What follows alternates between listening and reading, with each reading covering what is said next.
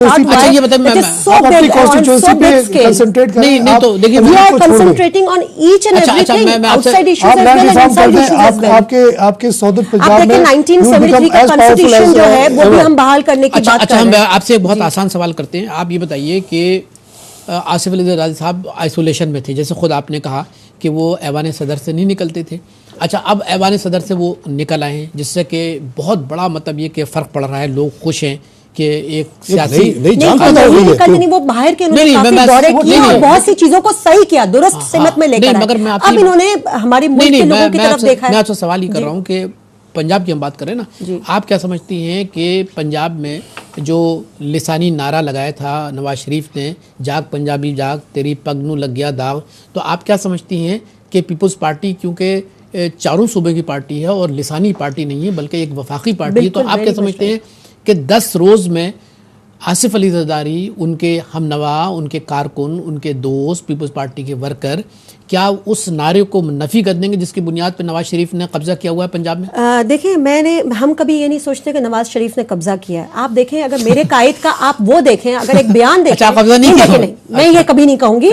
आप देखें, मेरे कायद की पहले से जो पॉलिसी है वो है मुफाहमती पॉलिसी, मिलकर चलो और मुल्क को जियो और जीने दो, यही वाली बात है ना। और इतना दे दो आगे, इतना अच्छा विजन पैदा कर दो कि आगे की जो हमारी लोग हैं वो एक प्रॉपर अपनी जिंदगी गुजार सके। अगर पहले ये तरक्याती काम हो जाते तो आज जो इतना बहरान एकदम से आया मुल्क पर, वो कभी भी नहीं आता। तो आप एक देखें, जहां भी आप देखें, नवाज शरीफ की अगर आप बात देखें, वो देखें जो छोटे छोटे लोग जो भी कह रहे हैं, इनके जो दूसरे लीडरान जो बातें कर रहे हैं उनको आप सब भूल जाएं। आप देखें नवाज शरीफ साहब ने क्या बात की, उन्होंने भी बड़ी प्यारी बात की। उन्होंने ये बात की कि हम जब भी जरदारी साहब को जरूरत पड़ेगी तो I am there, I am the best friend of him, और मैं कभी भी नहीं चाहूंगा कि हुकूमत डिरेल हो और जमहूरियत हमेशा कायम और दायम रहे।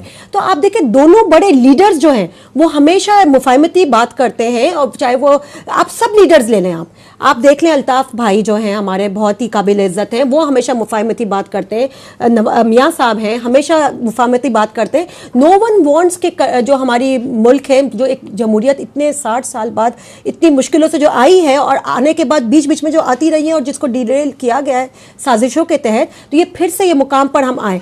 तो एवरीवन इज थिंकिंग पॉजिटिव। तो हम ये छोटी छोटी चीज़ों को, आई थिंक जो भी लोग बात करते हैं, जस्ट अवॉइड दोस थिंग, क्योंकि जो बड़े लोग हैं वो बड़ी सोच रखते हैं, जो छोटे लोग हैं वो छोटी सोच रखते हैं। अगर हम छोटी चीजों पे अटक के बैठ जाएंगे, यार इसने ये कह दिया, ये इसने क्यों कहा, और मेरे जब कायद ने बात कर दी तो फिर तो हम सब सेकेंडरी इश्यूज है। फिर मैं बात क्या इतनी आसान बात है ये? देखिए, मैं आपको एक बात बताऊं, ignore, I will say ignore की पॉलिसी करना चाहिए कि जरदारी साहब के खिलाफ घेरा पिछले 2 माह में बड़ा तंग कर दिया गया था। अभी वो लोग सर उठाते हैं और तासुर ऐसा था कि वो दिसंबर में चले जाएंगे। हाँ, दिसंबर में चले जाएंगे। अब गए। अच्छा, मसला ये है कि मुहाज़राई का जो भी सिलसिला रहा, क्योंकि ये मुफाहमत भी थी और नवाज शरीफ, शहबाज शरीफ की हुकूमत भी चली गई, फिर अदलिया से बहाल हुए, तो एक टेंशन रही, मुफाहमत भी रही, फिर वो जुलूस लेके निकले नवाज शरीफ, भाई चीफ जस्टिस की बहाली। तो मामलात ये है कि प्रेशर ताकत की सियासत है, और ताकत की सियासत पे नवाज शरीफ, चूँकि पंजाब में का सूबा होना, उनके हाथ में होना एक बहरहाल ताकत तो है, पंजाब तंग करता है। तो मैं ये समझता हूँ कि एक मुतज़ाद यहाँ बड़ा मामला है मुस्लिम लीग नून का, कि नवाज शरीफ साहब कहते हैं कि नहीं मैं जरदारी साहब को और इनको पीपल्स पार्टी को और इनकी हुकूमत को डिरेल नहीं होने दूंगा, हम कोई साजिश नहीं होने देंगे। लेकिन दूसरी तरफ जो है एक एजेंडे पर काम भी हो रहा है। चौधरी निसार जो कह रहे हैं, सनाउल्लाह बैठे पंजाब में जो कह रहे हैं, सिद्दीक अल फारूक कहता रहता है, एहसन इकबाल करते रहते हैं, वो जहर भी उगलते रहते हैं, साद रफ़ीक कहते रहते हैं, अच्छा वो भी कहते रहते हैं। और तो अब आप अगर ये देखिए, बड़ा एक मुतज़ाद किस्म का मामला है कि नवाज शरीफ ना कहें लेकिन बाकी लोग, तो क्या नवाज शरीफ का अपनी पार्टी पर कंट्रोल नहीं कि वो लोगों को रोकें? और इस वक्त भी बड़ी ज़बरदस्त किस्म के, जब वो इस वक्त पंजाब में हैं तो दोनों तरफ से राजा रियाज, उधर से बयान बाजी हो रही, सनाउल्लाह, तो ये सिलसिला जारी है। और ये जो टन इनकी है ये लगी रहेगी, मैं बता दूं आपको। अब चूंकि बल्दियाती इलेक्शन का, अच्छा क्या आप समझते हैं कि घबरा गए हैं कि आसिफ जरदारी साहब पंजाब में आकर बात कर रहे हैं, लोगों से मिल रहे हैं और पंजाबी ज़बान में बात कर रहे हैं? जब मूव करेगा, पहले वो सिंध आए और वो जो उन्होंने तकरीर यहाँ की उस पर लोगों ने बड़ा एतराज़ किया, लेकिन मैं समझती हूँ कि वो दिलेरी की बात थी। उन्होंने बल्कि उनका आज भी मैं स्टेटमेंट देख रहा था, उन्होंने कहा कि भाई बात यह कि हम फौज को सियासत में इस्तेमाल नहीं होने देंगे। तो बिल्कुल सही बात है। इस मुल्क में क्या हमेशा यही तकदीर रही है कि इस मुल्क में जो है वो शबखून मारा जाएगा, और इस मुल्क में जो भी लूली लंगड़ी जमहूरियत है भाई उसे चलने तो दो। फिर प्रोसेस में चलते चलते इर्तका है, कुछ जाके बेहतरी की सूरत पैदा होगी।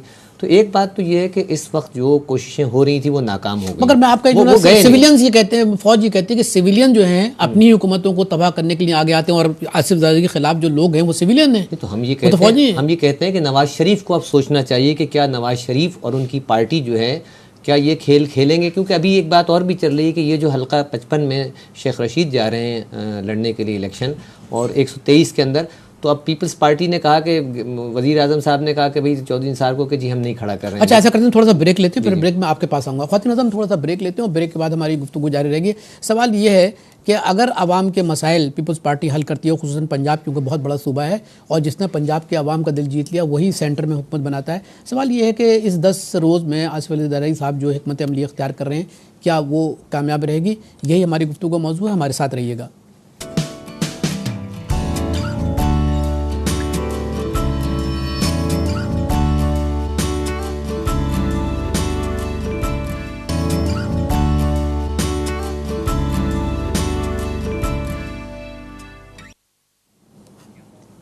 नाज़रीन, वक्फे के बाद दोबारा हम खैर-मक़दम करते हैं अपने प्रोग्राम में। हम गुफ्तगू कर रहे हैं कि आसिफ अली ज़रदारी जो आजकल लाहौर में हैं और किस तरीके से वो पंजाब के लोगों का दिल जीतेंगे, किस तरीके से वो पुरानी फ़लसफ़ा जो पीपल्स पार्टी का था और जिसकी बुनियाद पे पीपल्स पार्टी पंजाब में हर दिल अज़ीज़ पार्टी थी और भुट्टो साहब वहीं से इक़्तिदार पर आए थे, क्या वो फ़लसफ़ा, क्या वो ख़यालात, क्या वो अफ़कार जो हैं आसिफ अली ज़रदारी साहब दोबारा ज़िंदा करने में कामयाब हो जाएंगे?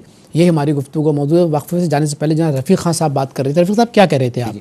एक तो देखिए आगा साहब, ये है कि कुछ लोगों ने पिछले दिनों कंपैरिजन किया भुट्टो साहब और जरदारी को। मेरे ख्याल है एक कंपैरिजन नहीं करना चाहिए। बिल्कुल सही कह रहे हैं। भुट्टो साहब का अपना एक मकाम था, फिर मोहतरमा का अपना एक था, और जरदारी साहब भी मुझे अब इस वक्त लगता है कि बहुत मंझे हुए सियासतदान। भुट्टो साहब जो थे इंटरनेशनल पर्सनैलिटी, आसिफ ज़रदारी साहब इंटरनेशनल पर्सनैलिटी नहीं है, वो नहीं है, क्योंकि तो कंपैरिजन नहीं बनता। लेकिन मैं समझता हूँ कि वो मुल्की सियासत के रमूज को बहुत अच्छी तरह जेल में रहकर और सारे मामलात को जान गए, उनका तजर्बा बढ़ रहा है।